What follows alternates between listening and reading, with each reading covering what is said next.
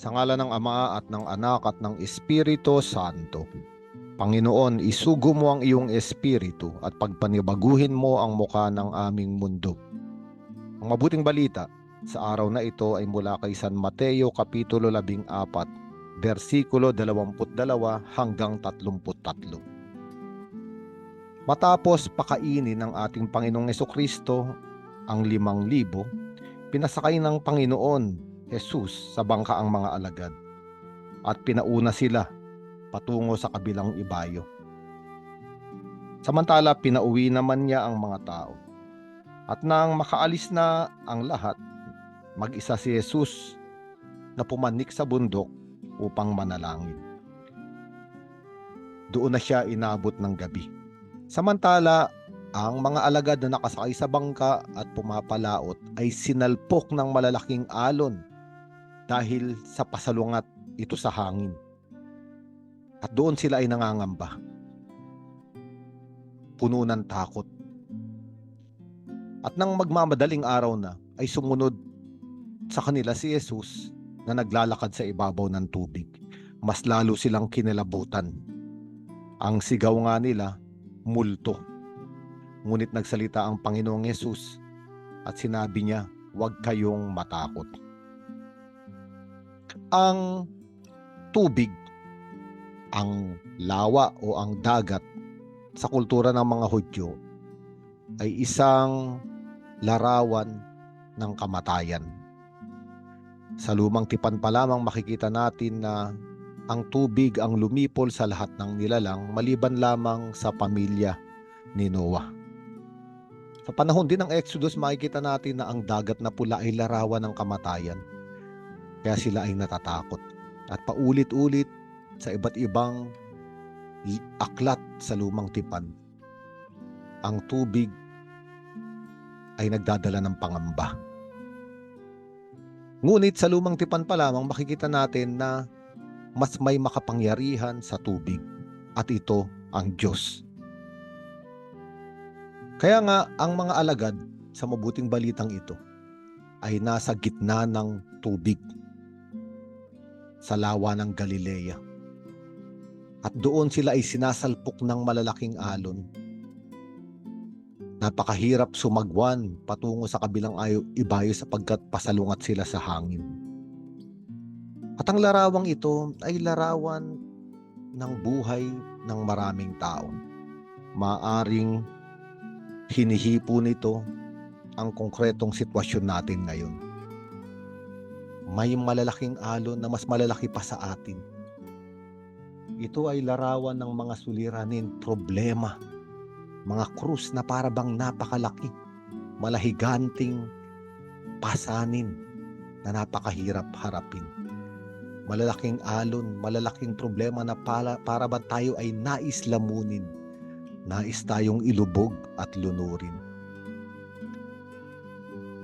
At larawan din ito ng paglalakbay natin sa buhay, na para bang napakahirap magpatuloy sa paglakad sa kasaysayan na ito sapagkat pasalungat ang hangin. Para bang laban ang lahat sa atin.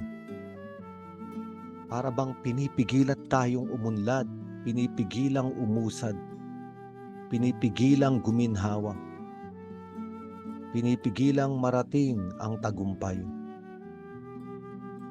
Kaya nga paulit-ulit ang ating pagkalugmok, ang ating pagbagsak, ang ating mga kabiguan.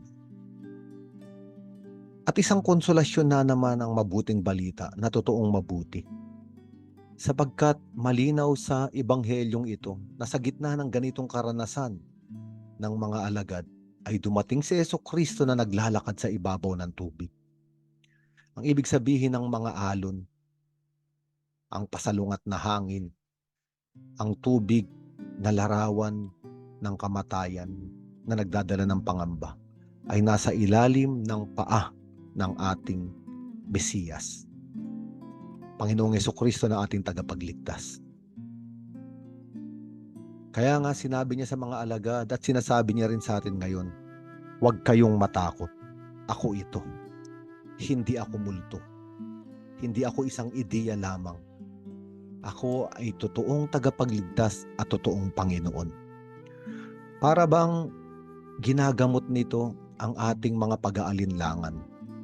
Sapagkat kapag dumadaan na tayo sa mga hilahil ng buhay,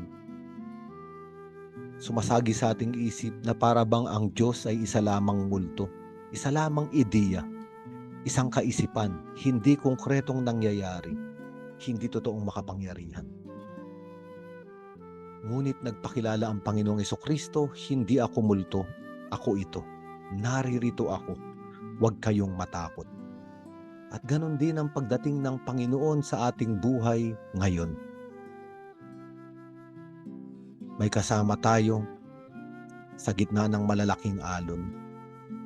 May kaakbay tayo sa pagharap sa mga pasalungat na hangin. Kaya nga sa mabuting balitang ito, sa pagpapatuloy, nung makita nilang ito nga ang ating Panginoon at nawala ang kanilang takot, sabi ni Pedro, Panginoon, kung talagang ikaw nga iyan, hayaan mong ako'y pumunta sa iyong kinaroroonan dyan sa ibabaw ng tubig. At sumagot ang Panginoon, halika. At mula sa bangka ay lumakad si Pedro sa ibabaw ng tubig papunta kay Jesus. Napakagandang larawan na may kapangyarihan ng ating Panginoong Jesucristo na bigyan din tayo ng parehas na karanasan na makalakad sa ibabaw ng tubig na hindi lumulubog, makalakad sa ibabaw ng mga suliranin, problema, pait, dalamhati ng buhay. At hindi nila tayo ilulubog sapagkat inaanyayahan tayo ng Panginoong Jesucristo na lumakad sa ibabaw ng mga ito. Ngunit may punto sa mabuting balitang ito na habang si Pedro ay lumalakad sa ibabaw ng tubig, siya ay nakatingin kay Jesus. Ngunit sinabi rito na siya ay unti-unting lumubog sapagkat napansin niya ang malakas na hangin. Sa madaling salita, nawala ang tingin ni Pedro sa Panginoong Jesus at ang binigyan niya ng tuon ng kanyang buong pansin ay ang malakas na hangin. Para bang ang kanyang pinagnilayan ay ang malalaking alon. At minsan ito ay nangyayari sa ating buhay. Kapag nawala ang paningin natin sa Panginoong Jesucristo na nagbibigay lakas sa atin upang lumakad sa ibabaw ng tubig. At kapag ang binigyan tuon natin ay ang malalaking alon at ang malalakas na hangin, ang mga pangyayaring ito ay unti-unting sasakupin ang ating damdamin, ang ating puso. Tayo ay malulungkot, tayo ay mamimighati, tayo ay mangangamba, at unti-unti tayong lulubog. At sa ganitong sitwasyon sumigaw si Pedro, Panginoon, sagipin ninyo ako. At agad siyang inabot ni Jesus at tinanong ni Jesus, bakit ka nag-alinlangan? Napakaliit ng iyong pananampalataya. Hinatid niya si Pedro at pagsakay nila sa bangka, tumigil ang hangin. At kaya naman sinamba nila ang Panginoong Jesus. Ang mabuting balitang ito ay larawan ng paglalakbay natin sa buhay. Sa tuwinang nawawala ang ating pananampalataya, ang mga mata na nakatuon sa Panginoong Jesucristo, totoong tayo ay unti-unting lulubog at malulunod. Ngunit ibinigay din ng mabuting balitang ito, ano ang dapat gawin? Sumigaw muli sa Panginoon, Panginoon, sagipin mo ako. Maliit ang aking pananampalataya. At tayo ay ihahatid ng ating Panginoong Jesucristo doon sa bangka at kanyang papakalmahin, papatigilin ang malalakas na alon at ang mga pasalungat na hangin.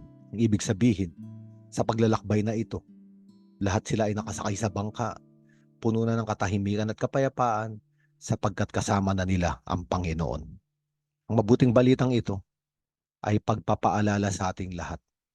Hindi tayo nag-iisa sa gitna ng madilim, maalon na tubig. Sapagkat naroon ang Panginoong Jesucristo na may kapangyarihan sa lahat ng ito. At tayo ay sinasamahan upang makapagpatuloy tayo sa paglalakbay hanggang marating natin ang kabilang ibayo, ang dalampasigan, ang kabilang buhay, ang buhay na walang hanggan. Sa ngalan ng Ama at ng Anak at ng Espiritu Santo.